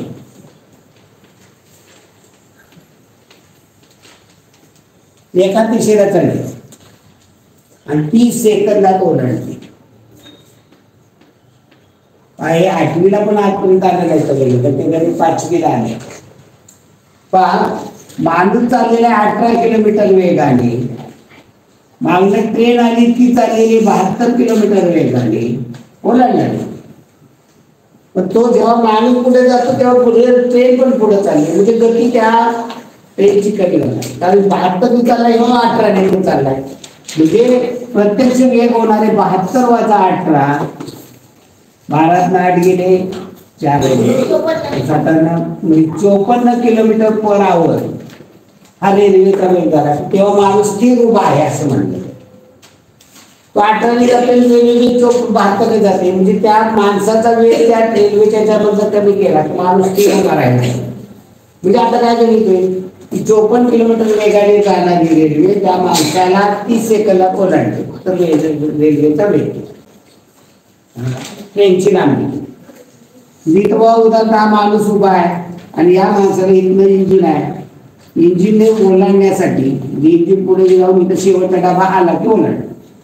इथे एवढं जायला रेल्वेला लागतो आहे 30 सेकंद. किती अंतर जायला, तर ते आपल्याला दिले काढायचं आहे. इथं आपल्याला एकमान पद्धतीत काय समजून घेता येईल, तर 30 सेकंदामध्ये 54 किलोमीटर पर आवर, याचा अर्थ काय होतो, एका तासाला 54 किलोमीटर. हे सेकंदामध्ये करून घेतलं तर 3600 सेकंदाला 54 किलोमीटरचे मीटर केलं तर 54,000 मीटर. मग 30 सेकंदामध्ये किती जाईल रेल्वे, 30 सेकंदामध्ये किती मांडणी काय होईल, एक्स बरोबर 30 गुणिले 54,000 भागिले 3600. 2 शून्याला 2 शून्याला 18 दुने 36, 18 त्रिक 54, वरच्या 0 0, या 2 ने लावले तर 2 ने 45, 15 गुणिले 30 450 मीटर. एवढी रेल्वेची लांबी, म्हणजे 30 सेकंद जायला रेल्वेला 450 मीटर अंतर, 30 सेकंदात 450 मीटर अंतर रेल्वे झालं. आता एक दुसऱ्या पद्धतीने केलं तर काय होते, आपल्याला अंतर काढायचंय. अंतर काढायचे वेग गुणिले वेळ. अंतर बरोबर आहे वेग गुणिले वेळ. आता इथं आपल्याला हे अंतर, वेग दिला पाहिजे 600 किलोमीटर मध्ये आणि वेळ दिली पाहिजे आवर मध्ये. या आवर मध्ये आहे का सेकंद, तर इथं गोंधळ होणार. तासामध्ये असेल तर मग इथं आपल्याला काढता येईल. त्यामुळे या पद्धतीने आपल्याला हे सोडवता येणार नाही, तुम्हाला लक्षात येणार नाही तुमच्या. वेग दिला 72 आणि वेळ किती 30 सेकंद. हे तासात लागते वेळ, सेकंदामध्ये चालत नाही. मग इथं आपल्याला काय करावं लागेल, सेकंद आहे त्याचे तास करायला म्हणजे 3600 करायचे.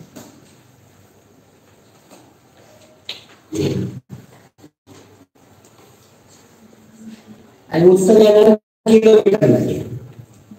येणार उत्तर इथं तुम्हाला 718, 1805 हे तर इथं चालणार.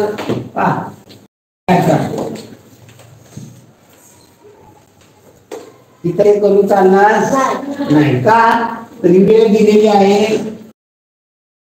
हे तुमच्या लक्षात यावं म्हणून मी हे मांडणी केली. तर 59वा प्रश्न,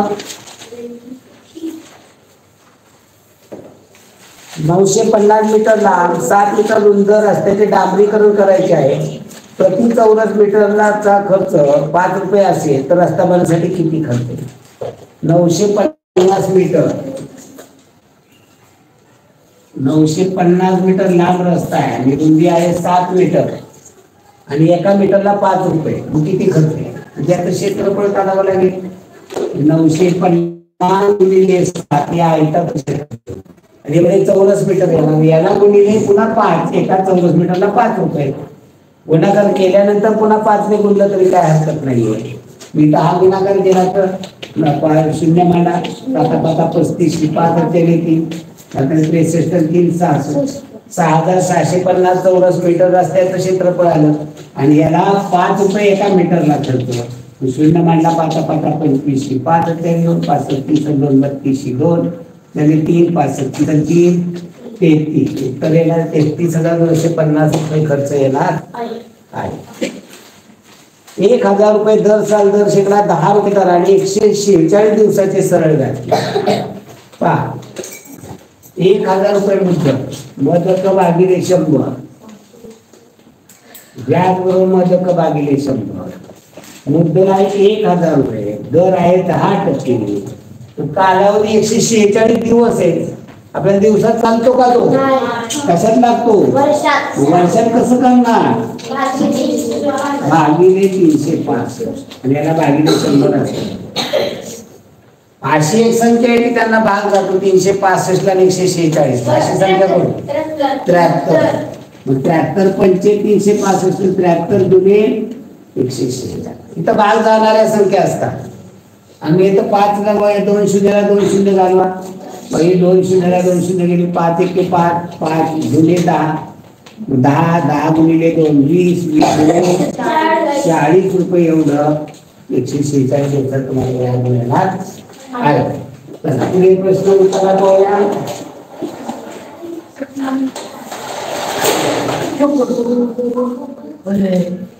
सर ते बांधलं पण नाही अजून खेळला मला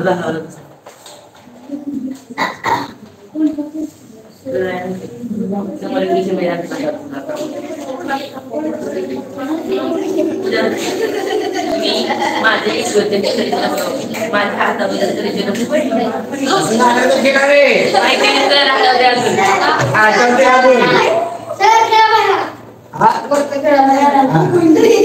बोलो बाहेर बोलो की बांधलं पण नाही सर अजून. हा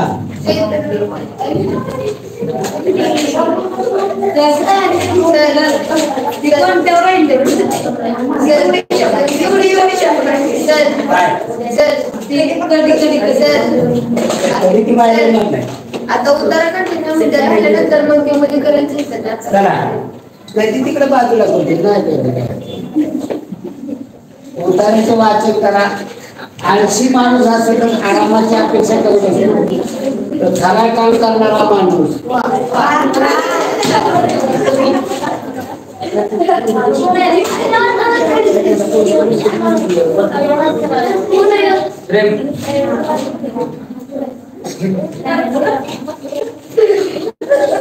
आळशी माणूस हा सतत आरामाची अपेक्षा करतो तर खरा काम करणारा माणूस आराम हे म्हणतो दगड घेतो.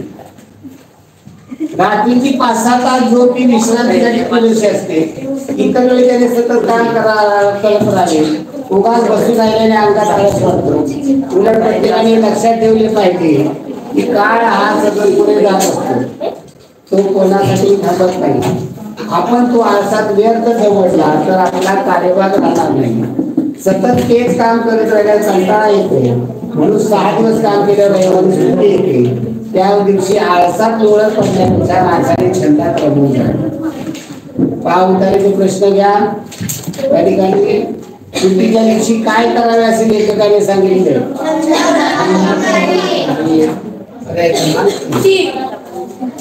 माणूस उगाच रिकामे बसून राहिल्याने काय होते बघायचं. उतारा वाचताना तिथं पहिला उतारा वाचा त्याच्यावरचे प्रश्न वाचा नंतर उतार्यामध्ये तिथं आणलं. माणसाने किती तास झोप घ्यायला हवी असेल वरती स्पष्ट आहे. खरा काम करणारा माणूस काय मानतो असेल लेखकाच्या मते प्रत्येकाने कोणती गोष्ट लक्षात ठेवली पाहिजे. पुढे जात असतो तुमच्यासाठी तो काय थांबणारा उताराचे वाचा सुमारे 150 वर्षापूर्वी म्हणजे 1880 मध्ये पहिली ॲटम बॉम्ब अस्तित्वात आली, म्हणजे पहिली गाडी अस्तित्वात आली. त्यानंतर 2 वर्षांनी विमान उड्डाणाचा प्रयोग करून दाखवला. आता दोन्ही तंत्रज्ञानाचा विलय करून फ्लाइंग कारची मानवी चाचणी करण्यात जपानी कंपनीला यश मिळाले आहे. वेगवान आणि अचूक वाहतुकीसाठी प्रसिद्ध असलेला जपान आता मानवी प्रवासातील पुढचा टप्पा गाठण्याच्या तयारीत आहे.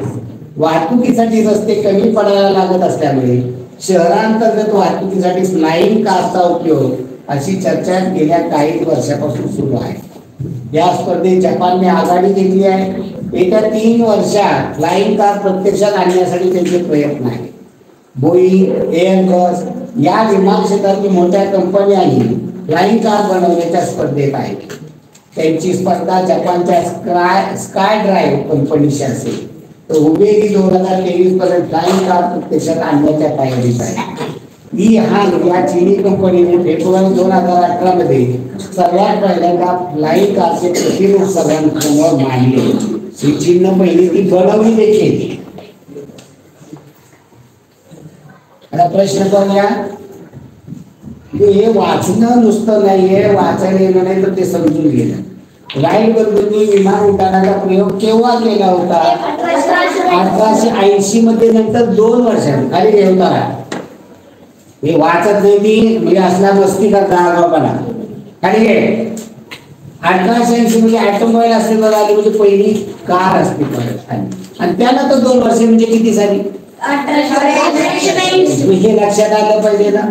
हे लक्षात येत नाही म्हणून असल्या चुका होतात. तर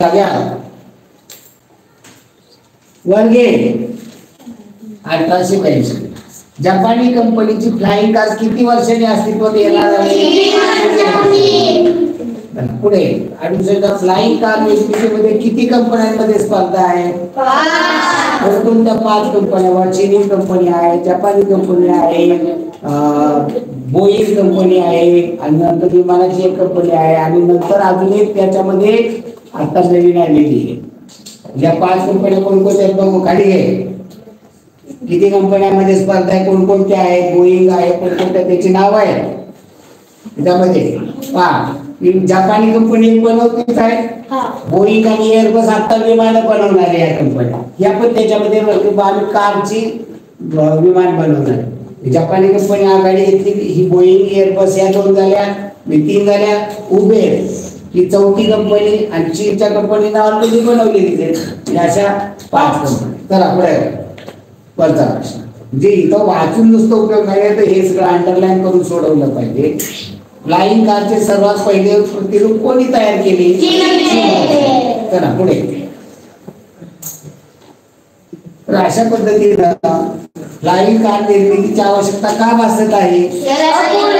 रस्ते कमी पडत आहेत. शहरातील आपल्या रस्त्यामुळे की रस्त्यावरून गाड्याने मात्र गाड्या एकसारख्या एवढी संख्या वाढली. त्यामुळे खाली उताराचे काळजीपूर्वक वाचन करा. भारत अति प्राचीन संस्कृतीपैकी एक आहे.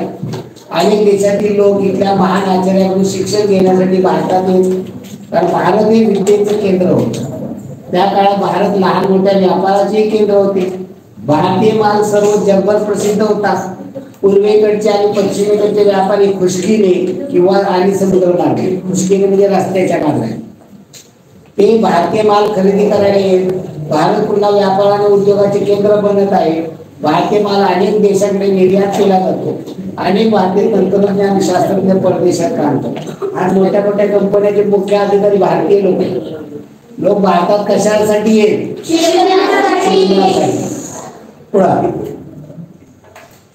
हे शिक्षण इतकं महत्वाचं. भारत विद्येचे केंद्र होते. भारत आणखी कशाचे केंद्र होते? व्यापारी भारतीय माल खरेदी करण्यासाठी ये. कारण स्वस्त होता किंवा असं नाही, तर तो प्रसिद्ध होता. भारतीय मसाल्याचे पदार्थ सगळ्यांना आवडत होते. या अवतारासाठी सर्वात अधिक योग्य शीर्ष असा होता भारत. पुढे उताराचे वाचन करा काळजीपूर्वक. या उताराचा होता माणसाचे मन कसे असते. या विषयाचे प्राध्यापक पहिल्या दिवशी शिकवताना विद्यार्थ्यांना प्रश्न विचारतात. मुलांना तुम्हाला या फळ्यावर काय दिसते? फळ्यावर एक मोठा कागद पांढरा कागद लावलेला असेल, त्या कागदावर छोटासा टिपका असतो. फळ्याकडे पाहून सारी मुले म्हणत काळा टिपका सर.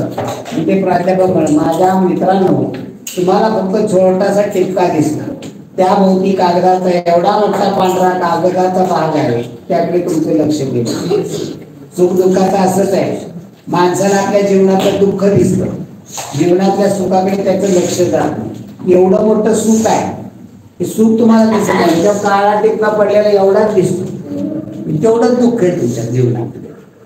काय तर अभ्यास, म्हातारी म्हणते की अभ्यास करा, पण अभ्यास करायचं आमचं तेवढंच दुःख आहे. आम्हाला खेळायला आणि 2-2 तास जेवाय नसलं तरी चालतं, आम्ही एवढं खेळतो. पण अभ्यास करायचं म्हणलं की नाही, अभ्यास करायचं कंटाळा येतो, झोप येते. मुलांना तुम्हाला या फळ्यावर काय दिसते? या प्रश्नाचे विद्यार्थ्यांनी दिलेलं उत्तर काय? काळा टिपका आहे ते त्याच्याकडे लक्ष. मुलाचे लक्ष कोणत्या भागाकडे गेले नाही, त्याच्यामुळे कुणाचं लक्ष गेले नाही. माणसाचे मन कसे असते? थोडस दुःख आहे, थोडस दुःख आहे, ते दिसत नाही. पण सुखाकडे त्याचं लक्षच नसतं, थोडस दुःख ते वाटतं काय. आणि तुम्ही पहा, तुम्हाला सगळ्या सुविधा मिळतात, सगळं होते, एकेकाला पाटी पेन्सिल अजून मिळत नाही, इतकी गरीबी आहे. तुम्हाला सगळं मिळते ना, अभ्यास करून तुम्हाला मोठं शिकला तर तुम्हाला चांगलं आयुष्याचं कल्याण होणार. मी शिकला तर तुमचं भविष्यात कल्याण आहे, नाही शिकला तर तुम्हाला कोणच विचारणार नाही. आज तुम्ही मला बघा बरं, आज सर्वजण शेतमजूर काम करणार, त्याची लग्न होत नाही, त्यांना बायका मिळत नाही का? बायकामध्ये शिकलेला पाहिजे, चांगला कमावणारा पाहिजे. आता त्या पुढं चांगला कमावणारा पाहिजे, चांगलं घर, स्वतःचं घर पाहिजे, स्वतःचा बंगला पाहिजे, स्वतःची गाडी पाहिजे. आणि तुम्ही शिकला नाही तर काय होणार आहे? घर होणार आहे, गाडी होणार आहे, बंगला होणार आहे, काय होणार आहे? काय नाही. मला कोण जवळ मी बोलवणार नाही. शिकला, चांगलं भरपूर शिकला, चांगली नोकरी मिळेल, चांगली नोकरी मिळाली, फ्लॅट मिळेल, चांगलं घर होईल, गाडी होईल, बंगला होईल, चांगली छोकरी मिळेल. नाहीतर तुम्हाला छोकरी बी नाही, नोकरी बी नाही, तुमच्या टिंबा लाट, सगळीच लाटणार. शिकला तर घरची मम्मी पप्पा मी तुम्हाला प्रेमाने जवळ दिली, नाही शिकला तर लातात बसतील त्यांची. म्हणून तुम्हाला सांगतो, आता वय शिकायचं शिका. आमच्या घरचं मोठं झालं, आता आम्हाला वाटते की आम्ही तेव्हा इंजिनियर झालो असतो तर बरं झालं असतं, आम्ही लांब पुढे गेलो असतो. आमच्या घरच्या परिस्थितीमुळे झालं नाही, आम्ही शिक्षक झालो. शिक्षक झालो काय आमचं काय वाईट झालं नाही, पण अजून आम्ही पुढे जाऊ शकलो असतो, पण परिस्थितीमुळे जमलं नाही. मग आता तुमची परिस्थिती आहे, परिस्थिती तुम्हाला सगळं मिळते, मग त्याचा फायदा तुम्ही घेतला पाहिजे. माणूस सुखी केव्हा होईल? लक्ष गेल्या.